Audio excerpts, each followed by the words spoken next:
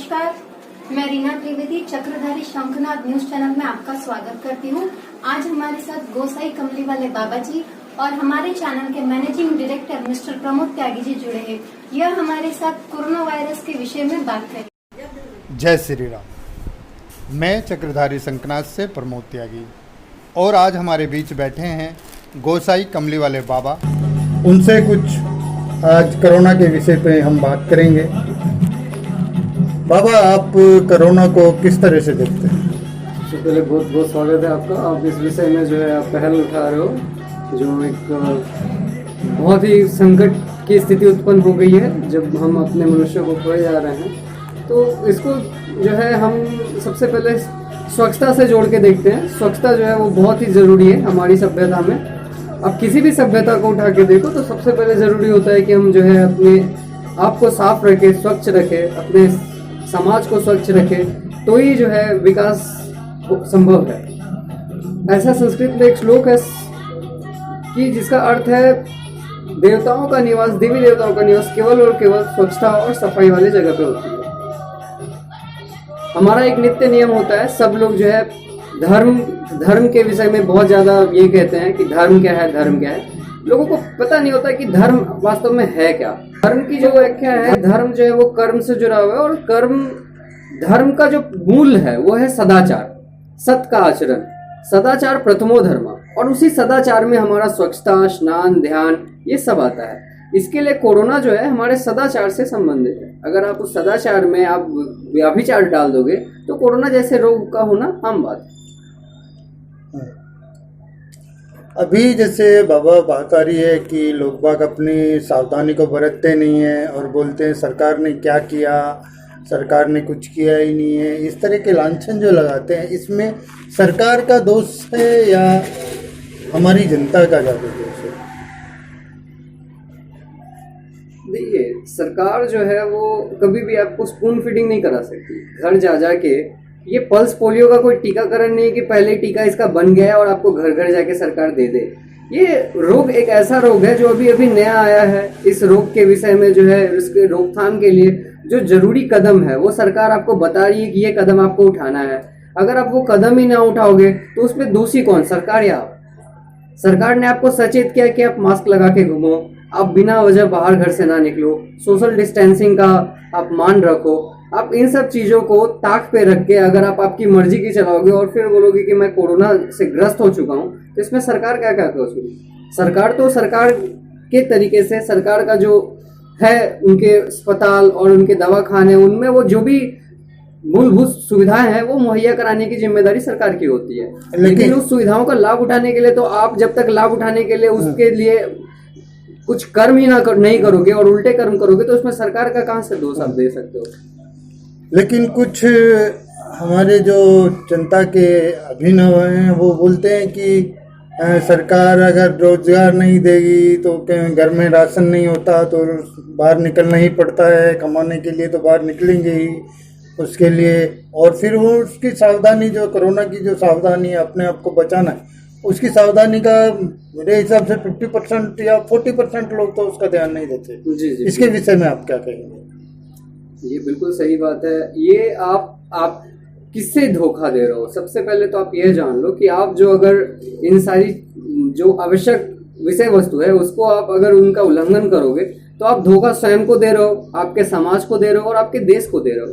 आपको पता नहीं कि आप बाहर निकल रहे हो, कौन सा जो है मनुष्य वो उस कोरोना से ग्रसित है और उससे आपको इन्फेक्शन लग गया और वो आपके घर वालों को इन्फेक्शन लग गया। किसी को नहीं पता कि अमित जी के घर में इन्फेक्शन शुरू में किसको लगा और अनुपम खेर जी के घर में इन्फेक्शन शुरू में किसको लगा। लेकिन जब होता है तो इन्फेक्शन आपके स्वयं के घर वाले ही जो है सारे के सारे बीमार हो जाते हैं। तो आपको स्वयं समझ के चलना पड़ेगा। अगर आपको आपके घर वालों से प्यार है, आपको आपके समाज से प्यार है, तो आपको इन सब चीजों का ध्यान रखना होगा। मेरा कहने का मतलब ये है, जैसे कि अभी कुछ अपोजिशन पार्टी वाले अभी कोरोना के लेके बहुत बड़ा बखेरा खड़ा करते हैं कि कोरोना की महामारी चल रही है, उसमें सरकार ने कुछ नहीं किया, ऐसे नहीं किया। और फिर वही पार्टी वाले होटल में जाके अपने मेंबरों को, अपने एमपीओ को ले जाकर अंताक्षरी खिलाते हैं और पिक्चर दिखाते हैं, उनमें कोई सोशल डिस्टेंस नहीं होता, और उस राज्य की जिस राज्य के जिम्मेदार आदमी ही वहाँ पे नहीं होंगे, वो होटल में चले गए, तो उस राज्य की व्यवस्था क्या होगी? बहुत ही उत्तम प्रश्न पूछा है आपने। इस विषय में मैं आपको सिर्फ इतना कहना चाहूँगा, देखिए राजनीति एक अपने जगह पे है। राजनीति में आपको जनादेश से लिया जाता है और जनता की सेवा करने के लिए आपको चुना जाता है, और वो भी एक टर्म के लिए, 5 साल का टर्म हो, है ना, उस टेन्योर के लिए आपको चुना जाता है। पर उसका उद्देश्य तो केवल इतना ही ना कि आपको जनता ने आप पे विश्वास इसके लिए जताया है क्योंकि उनको लगता है कि आप शायद उन्हें कुछ विकास के मार्ग पे लेके जाओगे, समाज का कुछ उत्थान करोगे।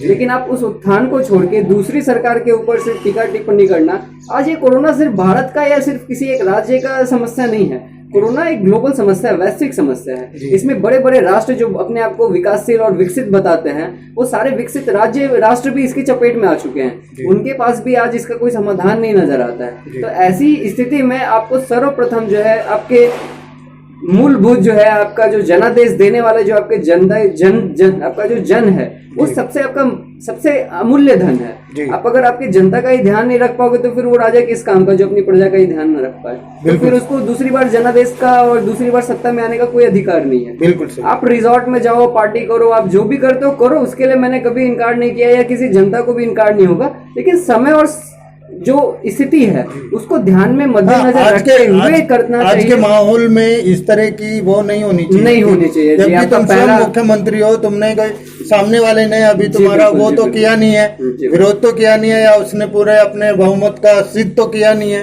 तो जब तक तो तुम मुख्यमंत्री हो, जब तक तो अपनी जिम्मेदारी को निभा सकते हो। ये बात समझ में नहीं आई कि तुम पहले से पहले ही घबरा के अपने सारे विधायकों को ले जाके आप जाके होटल में बैठा देते हो, तो उससे अर्थव्यवस्था कितनी कम डाउन होगी, और पब्लिक का क्या होगा? जिन जनादेश से आप चुने गए हो उनका क्या होगा? यही तो प्रश्न है, यही तो विचारणीय है। अगर आप सर्वप्रथम आप इनके विषय में आप जान लो, ये जितने भी राजनीतिज्ञ हैं उनका सिर्फ अर्थ से मतलब है और अर्थव्यवस्था से, लेकिन वास्तव में वो अर्थव्यवस्था में क्या बदलाव आया है, क्या नया निर्माण किया है, वो देखना जरूरी है। आप कहते हो कि मैं राजनीतिज्ञ हूँ, मैं इस शहर का एमपी हूँ, एमएलए हूँ, ये मंत्री हूँ, लेकिन आपने उस पदभार को लेके आपको पैसे भी दिए जाते हैं, बजट होता है हर स्टेट का, हर नेशन से लेके हर म्युनिसिपल कॉर्पोरेशन का एक अपना बजट होता है। उस बजट में जो भी आपको फंड मिलता है, उस फंड का आपने कितना सदुपयोग किया है, तो उसके ऊपर ही जनता फिर से आप पे विश्वास प्रकट कर सकती है। अन्यथा तो फिर आप चाहे तो इस बार कैसे भी करके आप खरीद बिक्री कर लो, लेकिन अगली बार अगर आप मौका आएगा तो जनता सीधे से आपको नकार देगी, ऐसा मेरा मानना है। अब जनता का क्या मानना है ये वहां की जनता जाने। जी अच्छा, दूसरा एक विषय है कि अभी 500 साल की मतलब इंतजार के बाद और 500 साल के वनवास के बाद भगवान श्री राम के मंदिर की स्थापना होने जा रही है, भूमि पूजन होने जा रहा है 5 अगस्त को। उसमें मोदी जी स्वयं प्रथम जा रहे हैं, तो उसके ऊपर विपक्ष सवाल उठा रही है, और कुछ शांति प्रिय लोग जो हैं वो सवाल उठा रहे हैं कि अगर वहाँ पे भूमि पूजन होगा तो हमारे ईद की नमाज के लिए खुली छूट दी जाए, बकरा काटने के लिए बाजार लगा दिए जाएं, और उनके लिए हमें पूरी तरह से आज़ादी दी जाए। क्या ये संभव है? देखिए, मैं आपको इस बात पे फिर से ध्यान दिलाना चाहूंगा, आपका ध्यान इस ओर आकर्षित करना चाहूंगा। ये जो भी प्रकरण है, इस प्रकरण में कुछ भी कहने से पूर्व मैं आपको यह बताना चाहूंगा कि ये कोरोना काल जो है ये अभी अभी उत्पन्न हुआ है जी। इसके पहले 2019 तक कभी भी ऐसी कोई अवस्था नहीं हुई है उत्पन्न जहाँ पे कि कभी किसी भी मुस्लिम भाइयों को किसी उनके उत्सव को मनाने से रोका गया हो, या क्रिश्चियन को कभी ऐसा कहा गया हो कि आप आज जो है एक्समस या मना नहीं सकते या गुड फ्राइडे मना नहीं सकते जी। ये पहली बार ऐसी स्थिति हुई है। आप देखो, हमारे भी कुछ बहुत सारे त्योहार थे जो त्योहार हम लोगों ने शांति से किया है, तो उसी प्रकार ये जो भूमि पूजन का प्रकरण रखा गया है, तो इस भूमि पूजन के प्रकरण में भी बहुत ज्यादा शोर शराबा या बहुत ज्यादा भीड़ ऐसा करने का कोई इरादा माननीय प्रधानमंत्री और जो इसके अगुवाई करने वाले जो भी हैं उनका नहीं, मुझे लगता है कि उनकी ऐसी कोई विचारधारा है। वो इसको सिर्फ सावधानी पूर्वक और शांति पूर्वक करना चाहते हैं। तो इसमें मुझे नहीं लगता कि किसी को कोई हस्तक्षेप करना चाहिए, जबकि देश की सर्वोच्च न्यायालय का आपके पास ऑलरेडी आ गया है आपके फेवर में, तो आपको उसका रिस्पेक्ट करना चाहिए, उसकी इज्जत करनी चाहिए। और आप देखो, अब सर्वोच्च न्यायालय को भी आप ताक पे रख दो, आप आपके इसको ही सिर्फ इम्पोर्टेंस दो। हम यहाँ पे किसी धर्म ये विरोध के लिए नहीं बैठे हैं। हमारा सिर्फ उद्देश्य ये है कि आज जो इतना बड़ा संकट हमारे सर पे है, तो उसका कैसे निवारण किया जाए और कैसे शांति पूर्वक रह के आपके घर वाले ज्यादा सुरक्षित रह सके, आप ज्यादा सुरक्षित रह सके, ये हमारा मूल मकसद है। अब आप बताओ कि अगर प्रधानमंत्री जी उस भूमि पूजन को करने में, प्रधानमंत्री ने जब पहली बार 2013 में उन्होंने जब सत्ता को संभाला, तो उनसे लोग ने यही सवाल किया था कि उनका जो चुनाव का जो एजेंडा था उनमें राम मंदिर था।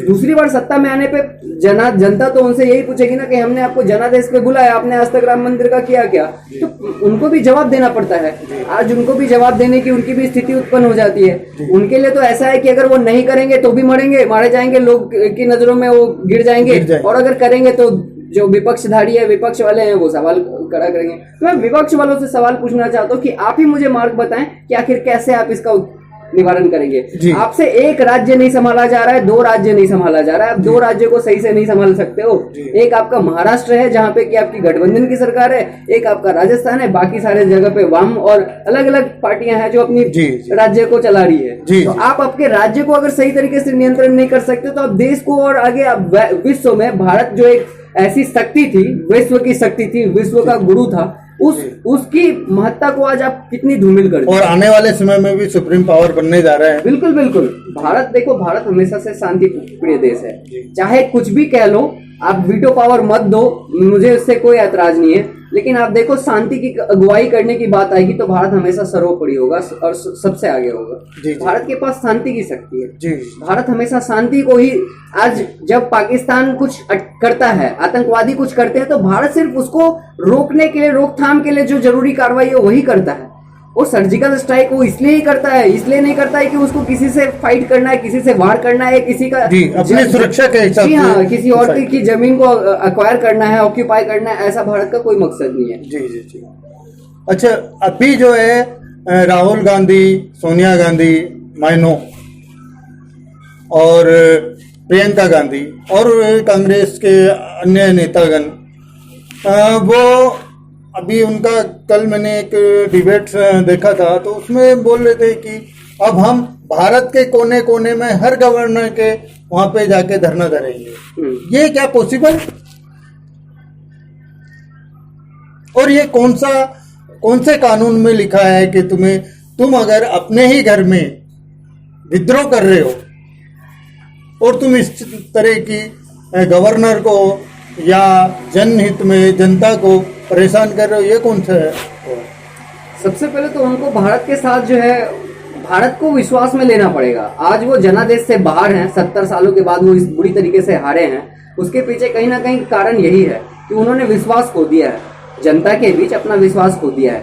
और अगर आज भी वो इस तरीके के अटकलें और आरोप लगाएंगे जिससे कि उनकी देशभक्ति की भावना ही प्रकट नहीं हो पाएगी, तो मुझे ऐतराज है कि वो इस देश में रह क्यों रहे। उन्हें इटली चले जाना चाहिए अपनी माँ के साथ। जो भी व्यवस्था होगा वो हम लोग करवा देंगे सरकार से कह के कि आपको इसमें राजकारण करने की, राजनीति करने की कोई आवश्यकता नहीं। आपको जो देश प्यारा लगता है आप वहां चले जाइए, जो धर्म और जो तरीके से आपको जीना है आप वहां चले जाइए।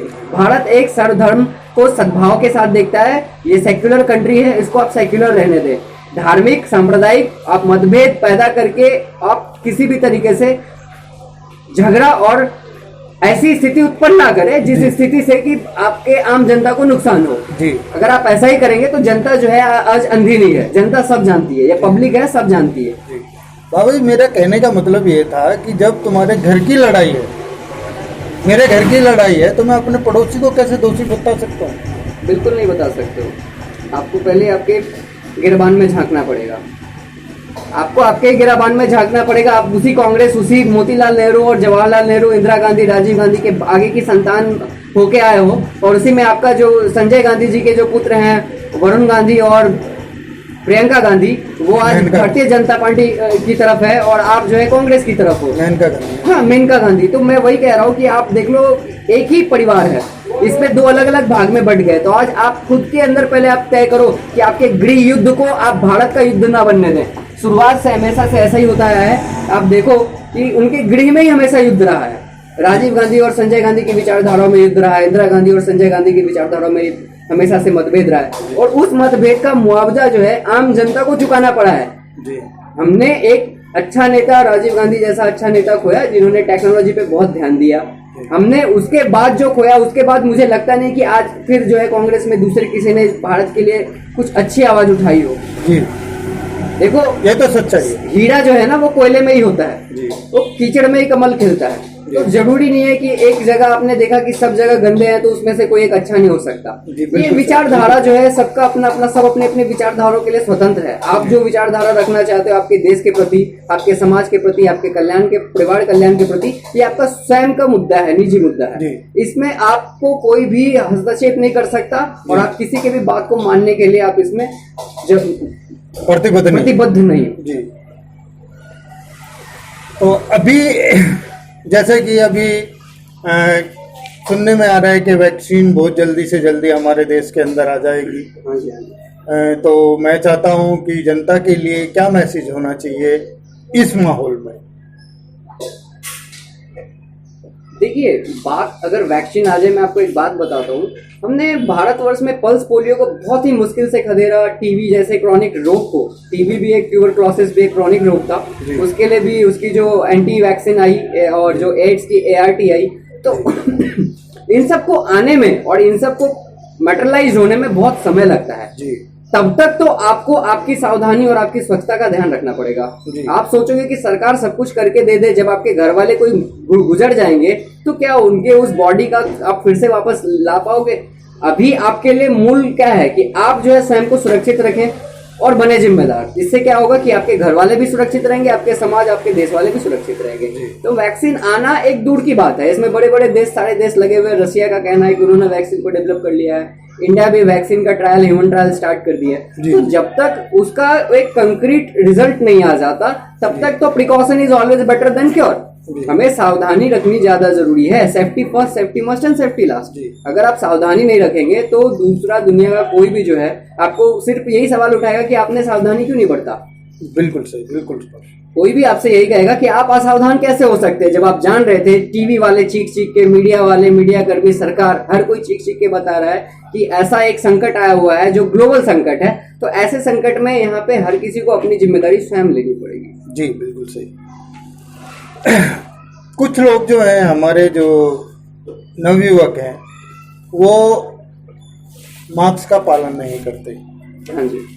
वो सोचते हैं कि सामने वाले की तो एज ज़्यादा होगी, वो तो इसलिए उसको थोड़ा इम्यूनिटी कम है, इस वजह से कोरोना आ गया, हमारे पास तो आएगा नहीं, हमारे पास तो इम्यूनिटी बहुत है। तो इस तरीके उसमें इतनी लापरवाही दिखाते हैं, क्या ये सही है?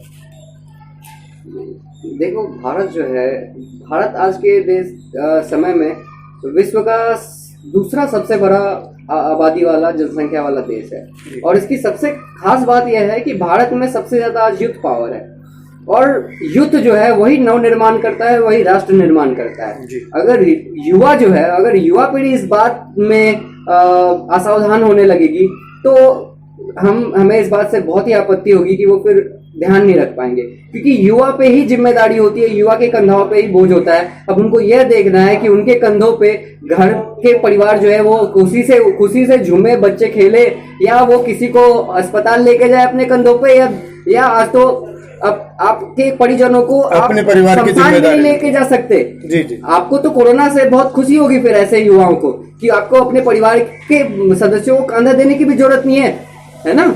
आप तो जिम्मेदारी से बच गए, लेकिन आपकी जिम्मेदारी तो ऐसी होनी चाहिए, जब आप जान रहे हो तो आपके घर के बूढ़े बुजुर्ग नहीं निकले, बच्चे जो नहीं निकल सकते, तो वैसे बच्चों का और बूढ़े बुजुर्गों के लिए जो भी जरूरत की चीजें हैं और सुविधाएं हैं उनको मुहैया कराए घर पे। ये युवाओं की जिम्मेदारी होनी चाहिए। युवाएं अगर इसके विपरीत जाएंगे तो परिणाम जो है वो बिल्कुल सही, बिल्कुल सही। और अभी तो हमारे इसमें आधुनिक वो चल रहा है, ऑनलाइन सारी चीज मिल जाती है। हाँ जी, बिल्कुल। बहुत सारी सुविधा हैं, और 30% लोग तो ऑनलाइन जॉब भी कर रहे हैं। जी बिल्कुल बिल्कुल सही कहा आपने। ऐसी व्यवस्था में अगर हम कंट्रोल करना चाहें तो कोरोना जैसी बड़ी बीमारी जो है वो कोई ज्यादा आफत वाली हमारे लिए नहीं हो बिल्कुल सकती। नहीं, बिल्कुल नहीं। मैं देखिए इस विषय पे एक बात कहना चाहूंगा। प्रधानमंत्री जी ने 2016 में एक योजना लाई थी जिसमें डिमोनेटाइजेशन किया था, उन्होंने नोट की बंदी की थी, और दूसरी बार जो है उन्होंने नोट को चलाया, और अभी डिजिटल इकोनॉमी पे वो हमेशा से जोर देते जी। हैं। आप इस बात को समझ के चलो, अगर डिजिटल इकोनॉमी को हम बूस्ट करते हैं, पावरफुल रखते हैं, तो आपको घर से निकलने की या बाहर निकलने की भी जरूरत नहीं है। आप हम जो है हर बार ट्रांजैक्शन करने के समय आज के जो है जो मतलब जो अशिक्षित है, ऐसे वर्ग कभी भी जाएंगे, उनको कुछ भी सामग्री खरीदनी है तो उसके लिए वो व्यवहार जो है वो कभी भी कैश से करेंगे, बिल्कुल लिक्विड से करेंगे। अब आप सामने वाले का तो मास्क देख रहे हो, आपका मास्क देख रहे हो, लेकिन उस नोट के पास, नोट में जो है वो कोरोना का वायरस आ रहा है या कैसे हो रहा है वो आप नहीं जान रहे। आप उसको नोट को गिनने में कभी भी सावधानी नहीं बरतोगे, या वो दुकानदार भी उस नोट के ऊपर जो है वो स्प्रे नहीं मारेगा और उसको सैनिटाइज नहीं करेगा, उसको तो उस नोट से मतलब है। लेकिन ये चीज जो है हमें और ज्यादा रिस्क की तरफ ले जा रहा है। आप सोचो उनकी सोच जो है वो कितनी आगे की है, वो भारत को विकास की तरफ लेके जाना चाह रहे हैं। तो विपक्ष कहता है कि विकास गांडा हो गया, विकास पागल हो गया, तो वो हमें बताए विपक्ष कि आप विकास को कैसे देखते हो और विकास को आप कैसे आगे लेके जा सकते हो। आप जो आपके एक राज्य को नहीं संभाल सकते, आप विकास को आगे कैसे लेके जाओगे? बिल्कुल सही बात है। अच्छा, अभी कोरोना की इस महामारी में जनता के लिए आपके पास क्या उपदेश है? जी, मैं उपदेश करने वाला मैं कोई धर्म गुरु नहीं हूँ, और मैं धर्म के हित में कुछ बोलना भी नहीं चाहता। मेरा तो यह मत है कि अगर कोई मनुष्य ऐसा है जिसको ईश्वर पे विश्वास ही नहीं है, जो मानता है कि वो नास्तिक है, तो उसे भी जीने का उतना ही अधिकार है, क्योंकि ईश्वर ने उसे जन्म दिया है।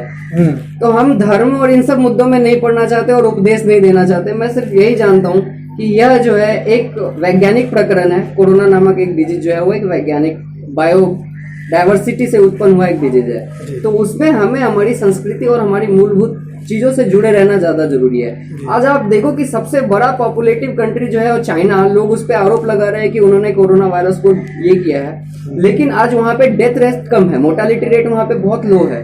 कैसे? क्योंकि वो जुड़े हुए हैं। वो आज के डेट में, आज आप जो है आपके पास अगर मल्टी कुजिन होगा, चाइनीज होगा तो आप चाइनीज खाने चले जाओगे, थाई होगा तो थाई खाने चले जाओगे, इंग्लिश अगर आप पिज्जा और ये सब खाओगे, ठीक है, आपका जो मूल खाना है वो भूल चुके हो। आज जो है अंग्रेजों ने चाय की खेती कराई, आपसे चाय पिलाया, गुलाम बनाया, और उसी चाय पिला के खाना तो भूख तो मर जाता है और आप काम करते चले गए, है ना। आज वो चाय वो लेके चले गए, कॉफी भेज दिया। आज चाइना क्या कर रहा है? चाइना बस कुछ नहीं, गर्म पानी और बेसिक चीजों से अपने कोरोना से अपने लोगों का इलाज कर रहा है। वो बेसिक चीजों से जुड़े हुए हैं। आप जो है ART और वैक्सीन और प्रोडक्ट की मार्केटिंग के पीछे पड़े हुए हो कि मास्क और ग्लव्स, और ये आज मैंने देखा मार्केट में डायमंड के मास्क आए हुए हैं जिसकी कीमत 5 लाख और 10 लाख हो गई है। तो ये बिजनेस का कोई ये नहीं है कि मतलब एक महामारी में भी बिजनेस का ये देख रहे हैं कि इससे भी बिजनेस कर ले, इससे भी हम पैसा कमा ले। एक महामारी में भी बिजनेस का स्रोत बना। बिल्कुल बिल्कुल ऐसा नहीं होना चाहिए, ये बिल्कुल एक गलत नजरिया है। आपको कभी भी इस महामारी को लोगों से जोड़ के देखना चाहिए और लोगों को इस चीज से जानना चाहिए, समझना चाहिए, समझदार होंगे कि आखिर अगर हम इस बात को नहीं मानते हैं, सिरे से नकारते हैं, तो इससे नुकसान कौन उठाएगा? आप आपके परिजन उठाओगे या आपका पड़ोस वाला उठाएगा? अगर आपके पड़ोस में भी कोई गुजरता है तो मुझे लगता है कि वो कोरोना वायरस सिर्फ आपके पड़ोस के घर में नहीं रह जाएगा, वो फैलने लगेगा। तो आपको सचेत होना चाहिए, आपको जिम्मेदार होना चाहिए।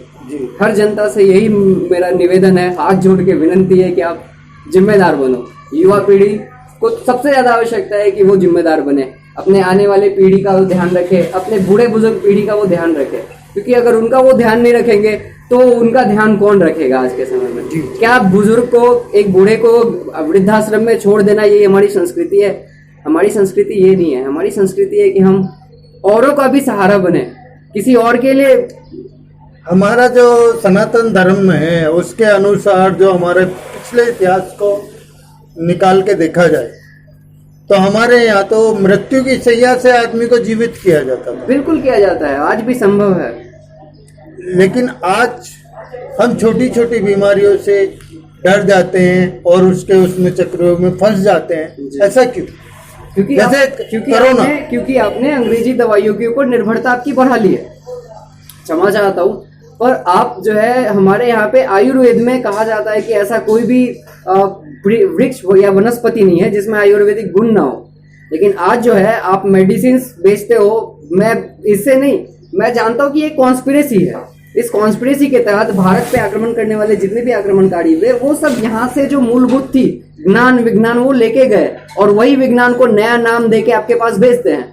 मैं ऐसे सिद्ध कर सकता हूँ, हर एक बात जो मैं कह रहा हूँ उसको सिद्ध कर सकता हूँ कि मैंने इस बात को मैंने इस शास्त्र में देखा, इस ग्रंथ में देखा। लेकिन आप उस पर भरोसा नहीं करोगे, आप भरोसा करोगे जिसका मेडिकल का बोर्ड लगा हुआ है। आप वहां पे जाओगे, वो डॉक्टर के कॉस्ट्यूम में बैठा होगा, उसकी डिग्री कितनी सही है कितनी फालतू है वो आपको पता नहीं, उसने डिग्री खरीदा है या डिग्री अक्वायर किया है ये आपको पता नहीं। लेकिन आप देख लोगे कि सामने वाला डॉक्टर का बोर्ड लगा के बैठा है दुकान खोल के, आप सीधा उसके पास जाओगे, वो एक पुड़िया बना के आपको दे देगा, उसने क्या दिया आपको उससे कोई लेना देना नहीं है। जबकि हम हर घर में जानते थे कि पहले किसी को कफ होता था तो लोग काली मिर्च, घी में काली मिर्च को गर्म करके पी लेने से वो उससे इलाज हो जाता था, लौंग से कर लेते थे। तो ऐसी सब चीजों को छोड़ के जो है हम अंग्रेजी दवाई को, उन कंपनियों को पैसा देने के पीछे पड़े हैं, बस यही है हमारे। मैं तो ये सीना ठोक के छाती ठोक के सारी जितनी भी कंपनियां हैं, मेडिकल कंपनियां, चाहे वो रैनबैक्सी हो, डॉक्टर रेड्डी हो, ये जो सिर्फ नोट बनाने के पीछे पड़े हैं और आज के डेट में भी उनका उद्देश्य सिर्फ पैसा कमाना है, तो मैं उन लोगों को सबसे बड़ा गुनहगार मानता हूँ आज के समय में। जी अच्छा, और उससे ज्यादा गुनहगार जो है जो अपने संस्कृति पे भरोसा नहीं करते वो लोग हैं, जो अपनी संस्कृति पे भरोसा नहीं करते। आज हम अपने जीवन का 25% खर्चा मेडिसिन में खर्चा करते हैं, जो भी है उसका 25% खर्च जो है वो मेडिसिन में करते हैं। और अगर हम अपनी संस्कृति के अनुसार चले तो वो हमारा 25% खर्च जो है बच सकता है, बिल्कुल बच सकता है। देखिए इसी कड़ी में मैं आगे लेके जाना चाहूंगा। आयुर्वेद के बाद हमारी एक विज्ञान है जिस विज्ञान को योग कहते हैं। योग की कई सारी शाखाएं हैं, उस शाखा में एक विज्ञान होता है जिसको रेकी कहा जाता है, जिसका मूल जो है वो भारत से है, लेकिन उसको चाइना वाले कहते हैं कि हमने इस रेकी हमसे उत्पन्न हुआ है, और थाईलैंड वाले कहते हैं कि रेकी हमारे यहाँ से निकला है। लेकिन रेकी एक ऐसी पद्धति थी जिस पद्धति से रोगी का इलाज जो है वो हील करके कर दिया जाता था। जी, सामने वाला जो है उस रोगी का इलाज बिना किसी दवा के, जी क्षमा चाहता हूँ, हील कर देते थे पेशेंट को। जैसा कि आपने कहा कि मुर्दे को भी जगाया गया है, ये सब संभव है, लेकिन जब तक आप विश्वास रखोगे तब। अगर आपके पास विश्वास नहीं है तो आप जिस पे विश्वास करोगे ये आपकी जिम्मेदारी बनती है कि आपने विश्वास किस पे किया। जी अभी जो देश की जो परिस्थिति चल रही है, और जैसे एक तरफ डेवलप की तरफ देश चल रहा है और एक तरफ संघर्ष की तरफ देश चल रहा है, और दो तीन संघर्ष हमारे साथ एक साथ ही हैं, जैसे चाइना बॉर्डर, पाकिस्तान बॉर्डर और ये कोरोना, उसमें हमारी जनता का क्या सहयोग रहना चाहिए? जनता का योगदान बॉर्डर पे तो तब होगा जब आप आर्मी ज्वाइन करोगे, बीएसएफ ज्वाइन करोगे, तो आपका योगदान होता है। ठीक है, आप वहां पे जाके अगर आप ये समझ लो कि वो सिर्फ रक्षा के लिए खड़े हैं, वो देश के रक्षक हैं। आज तक आपने कभी नहीं सुना होगा कि भारतवर्ष ने किसी और मुल्क के ऊपर आक्रमण किया। हाँ, ये अवश्य है कि यहाँ पे आने वाला विश्व विजेता सिकंदर भी जो है यहाँ पे सिंधु के तट पे परास्त हो जाता है। झेलम जो है उस सेल्यूकस को भी कस देती है। तो भारत जो है जब इस पे आक्रमण किया जाता है तो अपना बचाव करना, ये इसको मैं किसी भी तरीके से दोषी नहीं मानता कि अगर कोई राष्ट्र अपने बचाव के लिए, अपने जनता के बचाव के लिए किसी शस्त्र उठाती है तो वो गुनाह नहीं होता। बिल्कुल सही। जैसे हमारी जो देश की जनता का ये उत्साह जाहिर करूंगा मैं, और उनको वो करूंगा कि इस तरह के मुद्दे पे सारी एक हो जाती है। अगर किस शत्रु देश कोई भी हमारे प्रति आक्रमण टाइप की वो करता है तो हमारी जो जनता है वो सब एकजुट हो जाती है जी। लेकिन हमारे जो राजनेता हैं वो अलग अलग गुट में एक होने के बजाय वो अलग अलग गुट में अपने बयानबाजी करने लगते हैं, अपनी राजनीति को चमकाने लगते हैं। तो वैसे राजनेताओं का करियर ज्यादा दिन के लिए सुरक्षित नहीं है। मैं आपको बताना चाहूंगा, जो भी ऐसी प्रकार की राजनीति करते हैं उनकी राजनीति ही सबसे ज्यादा संकट में है। क्योंकि जनता भी जो है वो भी देखती है, वो भी सामने वाले का नजरिया भी समझ सकती है। आप भले खरीद बिक्री करो, पीठ के पीछे करो, रिजॉर्ट में जाके बंद कमरे में करो, लेकिन जनता है उनको पता चल ही जाता है कि आखिर आपने यह कदम क्यों उठाया और आपकी उस कदम उठाने से किसका भला है, इसमें किसका लाभ है ना। ये एक लोकतांत्रिक देश है, गणतांत्रिक देश है। यहाँ पे ये गण का तंत्र चल रहा है। भारत का संविधान का पहला पेज उठा के देख लो, हम अपने आप को ही ये संविधान और इससे प्रदान किए हैं जो किसी भी राष्ट्र को अलग नहीं करता, किसी को भी अपनी बात कहने का पूरा अधिकार देता है, किसी को भी अपना मजहब धर्म मानने का पूरा अधिकार देता है। हम एक धर्मनिरपेक्ष राष्ट्र में रहते हैं जहाँ पे किसी को दूसरे के नजरिए से कोई आपत्ति नहीं होनी चाहिए। अब अभी आज के समय में ऐसा है कि अब धर्म और इन सब चीजों को तो छोड़ो, मैंने कोरोना काल में ये देखा कि लोग जो है घसीट के अपने परिवार को लेके जा रहे हैं। आप ये बोल रहे हो कि जो जहाँ पे हो निर्दय रहता है, जो आपको ये नहीं ये बोलना चाहिए कि भाई आप जहाँ पे भी हो, आप यहाँ पे हो तो आप हमारी जिम्मेदारी हो। शरणागत का धर्म रक्षा करना, ये हमारा संस्कृति हमें यही सिखाता है। जो आपकी शरण में आ जाए उसका रक्षा किया जाए, चाहे वो कहीं का भी हो, किसी भी राष्ट्र का हो, किसी भी मुल्क, किसी भी प्रांत का हो। अगर वो बोल देता है कि मैं आप ही का जो है आपकी शरण में हूँ, आप बोलोगे तो मैं आपके ही तरीके से धर्म भी मान लूंगा, तो आपका जिम्मेदारी बनता है कि आप उसको रक्षा करो। लेकिन यहाँ की राजनीति तो ऐसी है, कोई बोलता है कि लुंगी उठा के बजाओ पुंगी, कोई कहता है कि भैया भगाओ। तो मैं उन लोग से पूछना चाहता हूँ कि तुम लोग को कहाँ पे भगाऊं मैं, क्योंकि मेरे को भगाने भी आता है, उड़ाने भी आता है।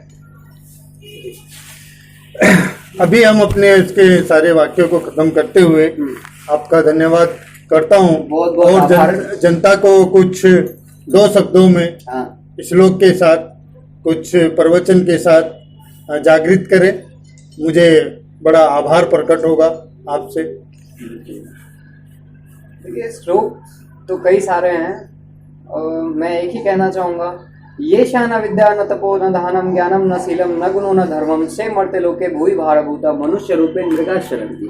ऐसे मनुष्य जिनके अंदर न विद्या हो, न दान हो, न तप हो, न ज्ञान हो, न शील हो, न कोई गुण हो, न किसी प्रकार का अच्छा धर्म ही हो, तो ऐसे लोग इस जमीन पे आज भार बढ़ा रहे हैं। जी। अपने माता को भी कष्ट दिए उन्होंने, माता के कोख में आके 9 महीने माता को भी कष्ट दिया अगर वो कुछ नहीं कर पाए तो। और वर्मे को गुनी पुत्रो न च मूर्खे सतनपि एक चंद्र तमोहंती न च तारा घनापि। अर्थात कहने का ये अर्थ है कि अगर आपके पास सैकड़ों जो है नालायक बच्चे हैं तो वो कोई काम के नहीं है, अगर एक ही लायक बच्चा है तो वही श्रेष्ठ है। सर्वगुण। एक ही चंद्र जो है, एक ही चंद्रमा जो है इस अंधकार को हर लेता है। करोड़ों तारे जो है, असंख्य तारा है इस तारा मंडल में, वो टिमटिमाते रहते हैं, लेकिन वो उस अंधकार को नहीं छुपा सकता। बहुत अच्छा लगा आपसे बात करके। जी, मेरा भी सौभाग्य है, मैं आपके साथ जुड़ा। वंदे मातरम, जय हिंद। अभी प्रमोद त्यागी जी और गोसाई कमली वाले बाबा जी के बीच कोरोना वायरस के विषय में बात हो रही थी। हम जनता से अपील करते हैं कि कोरोना वायरस बहुत तेजी से फैल रहा है, बेवजह घर से बाहर ना निकले, मास्क लगाए रखे, समय समय पर साबुन से हाथ धोते रहिए। मेरी आपसे रिक्वेस्ट है, अगर आपको हमारी न्यूज चैनल पसंद आए तो इसे लाइक करें, शेयर करें, सब्सक्राइब करें और बेल आइकन पर क्लिक करें। घर में रहे, सुरक्षित रहे। Stay home, stay safe, take care, thank you.